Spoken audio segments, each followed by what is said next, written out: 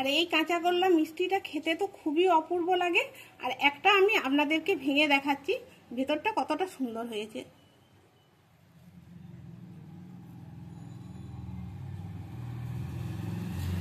এই দেখুন,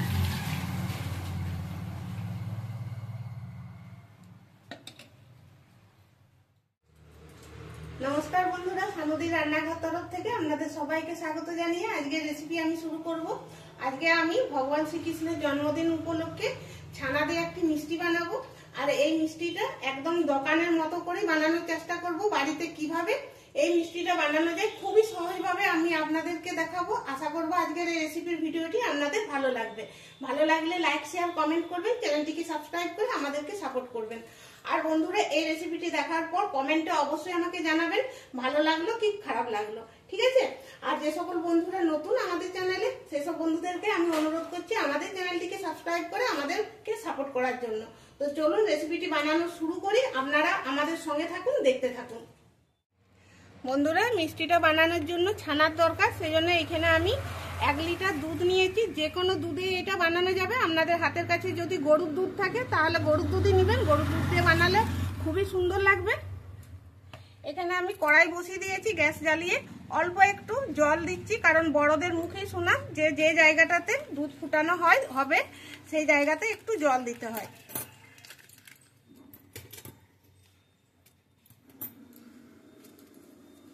এবার দুধটাকে আমি ছেঁকে নিচ্ছি।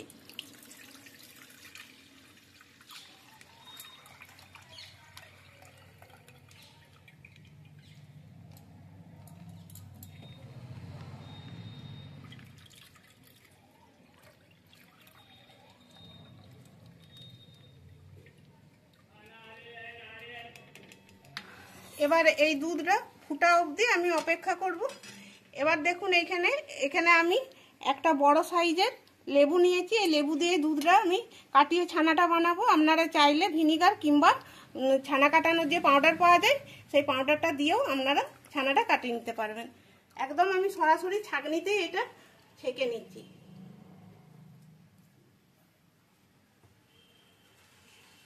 এই লেবুর রসটা বার করার আগে বাটিতে আমি 1/2 কাপের মতো জল নিয়েছিলাম।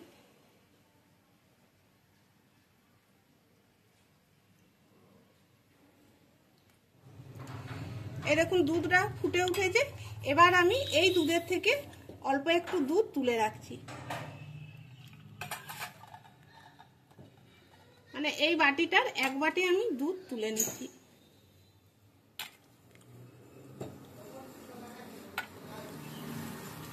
এবার দেখুন, দুধটা খুব ভালো করে ফুটে উঠেছে।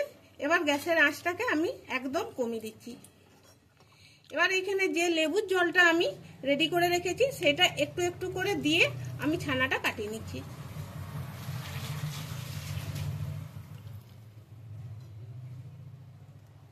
এই দেখুন, ছানাটা হালকা কেটে উঠেছে। এবার আবারও একটু দিচ্ছি।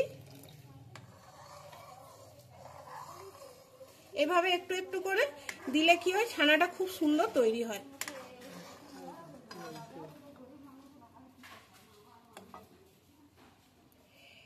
এবার যে অবশিষ্ট একটু রয়েছে সেটাও দিয়ে দিচ্ছি।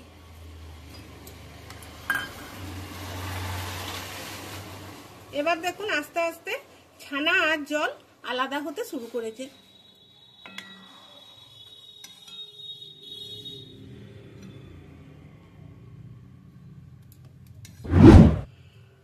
এবার আমি গ্যাসটা অফ করে দিচ্ছি।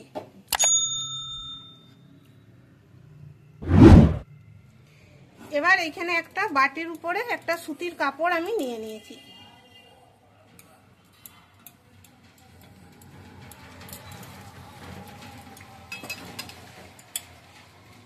এবার ছানাটা এই কাপড়ের মধ্যে ঢেলে দিচ্ছি।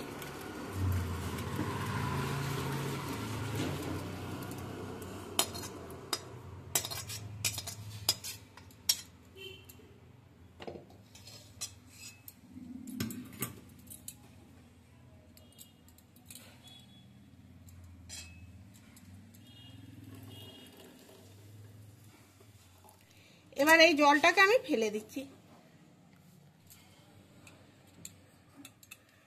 এবার ছানাটার উপরে আরেকটু ঠান্ডা জল দিয়ে দিচ্ছি ছানাটাকে ধুয়ে নিচ্ছি ভালো করে, যে লেবুটা দিলাম না যাতে টক ভাবটা চলে যায় সেই জন্য।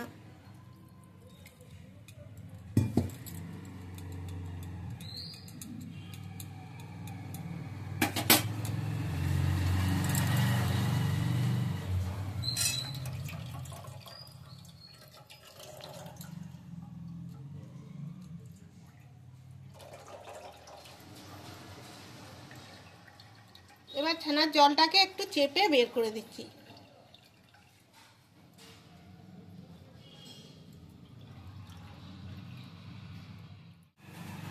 এবার বন্ধুরা ছানাটা ঠান্ডা হয়ে গেছে, বের করে নিচ্ছি ছানাটাকে।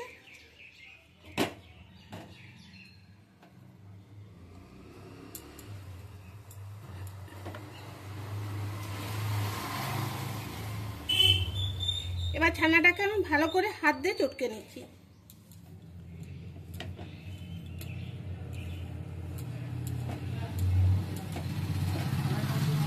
এবার এতে ফ্লেভারের জন্য দিচ্ছি ছোট এলাচের গুঁড়ো,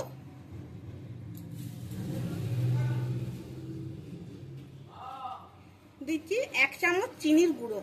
এটা 1 চামচ চিনির গুঁড়ো মানে 2 চামচ গোটা চিনির সমান। এবার খুব ভালো করে আমি মেখে নিচ্ছি এলাচ, চিনি আর ছানা।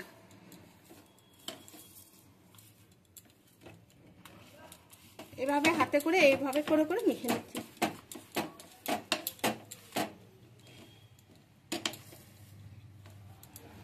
এই দেখুন ছানাটাকে খুব ভালো করে মেখে নিয়েছি, আর দেখুন এরকম একদম স্মুথলি ভাবে মেখে নিয়েছি।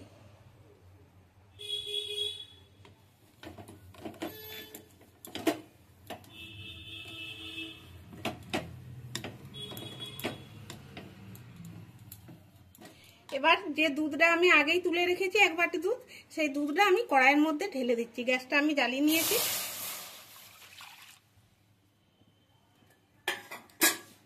এবার ফুল করে দিলাম গ্যাসের আঁচটা। এটা একটা কনডেন্স মিল্ক তৈরি করে নিচ্ছি। এই দেখুন বন্ধুরা দুধটা ফুটে ফুটে অনেকটা ঘন হয়ে গেছে। এবার আমি একটু দুধ এর মধ্যে রেখে দিচ্ছি। বেশি লাগবে না, 1/2 চামচের মতো হলেই হবে, এটুকু হলেই হবে।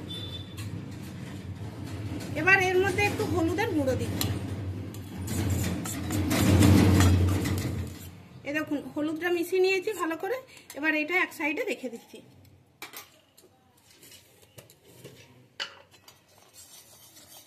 আমি ছানাটা মাখার সময় 1 চামচ ভর্তি ভর্তি গুঁড়ো চিনি দিয়েছিলাম, এখানে আমি 2 চামচ চিনি দিচ্ছি। তবে মিষ্টিটা কম বেশি করা যাবে, আপনারা আপনাদের পছন্দ মতো করে মিষ্টিটা দিবেন। এবার চিনিটা দেওয়ার পর দুধটা একটু পাতলা হয়ে যাবে, সেই জন্য আর একটু আমাকে ঘন করে নিতে হবে। দেখুন দুধটা ঘন হয়ে গেছে। সবার হাতের কাছে তো কনডেন্স মিল্ক থাকে না, সেই জন্য বাড়িতে এইভাবে খুব সহজেই বানিয়ে ফেলা যায়। এবার আমি যে ছানাটা তৈরি করে রেখেছি সেইখান থেকে অর্ধেকটা ছানা আমি সরিয়ে রাখছি, আর এই অর্ধেকটা ছানা আমি এর মধ্যে মিশিয়ে দিচ্ছি।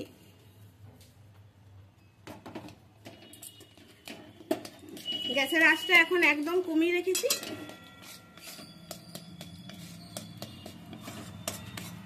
এভাবে অনবরত নেড়ে যেতে হবে, লক্ষ্য রাখতে হবে যাতে কড়াইয়ে লেগে না যায়। লেগে গেলে কিন্তু পুরা পুরা একটা গন্ধ ছাড়বে। এবার গ্যাসের আঁচটাকে আমি মিডিয়ামে করছি।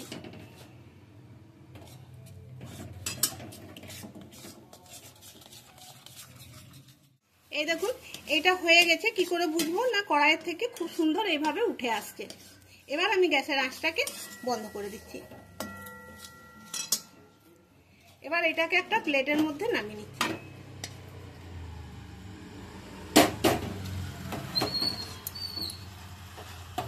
এটা একটু ঠান্ডা করার জন্য আমি রেখে দিচ্ছি। এটা ঠান্ডা হয়ে গেছে। এবার যে ছানাটা আমি আলাদা করে সরিয়ে রেখেছিলাম সেই ছানাটা এর সঙ্গে মিশিয়ে দিচ্ছি, দিয়ে দুটো একসঙ্গে খুব ভালো করে আমি হাতে করে চটকে নিচ্ছি।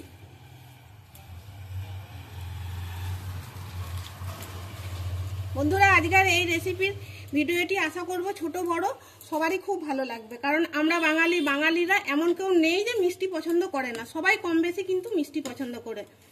তাই মিষ্টি জিনিসটা শুনলেই কিন্তু জিভে জল আসে। এভাবে খুব ভালো করে মিশিয়ে নিতে হবে।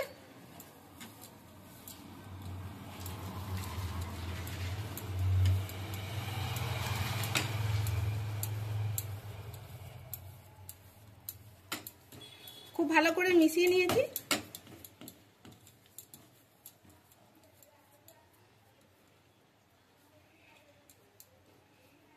এবার অল্প অল্প করে নিয়ে এইভাবে গোল করে নিচ্ছি।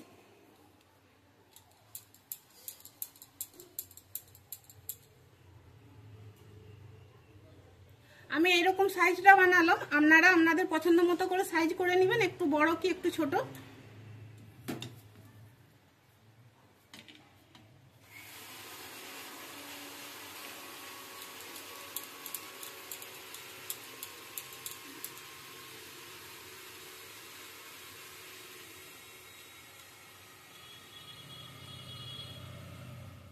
সব মিষ্টিগুলো পাকিয়ে নিয়েছি।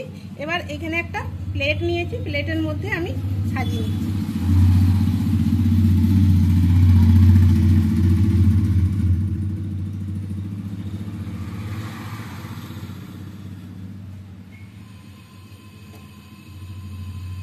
এবার যে দুধ আর হলুদ মিশিয়ে আমি তৈরি করে রেখেছি, এটাকে অল্প অল্প করে আমি দিয়ে দিচ্ছি, এটা দেখতে সুন্দর লাগার জন্য।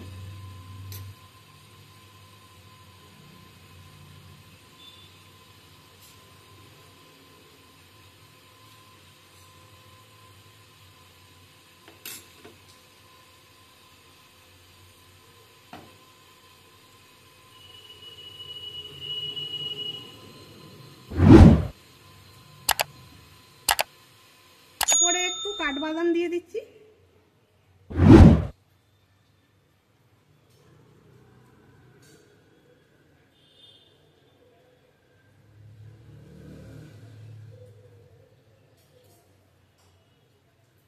তাহলে বন্ধুরা, ভগবান শ্রীকৃষ্ণের জন্মদিন উপলক্ষে আজকে আমরা বানালাম কাঁচাগোল্লা। আর এই কাঁচাগোল্লা মিষ্টিটা খেতে তো খুবই অপূর্ব লাগে। আর একটা আমি আপনাদেরকে ভেঙে দেখাচ্ছি ভেতরটা কতটা সুন্দর হয়েছে।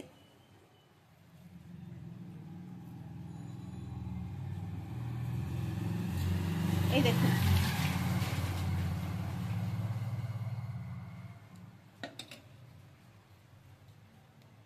তাহলে বন্ধুরা, সামনে জন্মাষ্টমী আসছে, এইভাবে আপনারাও বাড়িতে বানান, ভগবান শ্রীকৃষ্ণের জন্মদিন উপলক্ষে ঠাকুরকে ভোগ জোগান।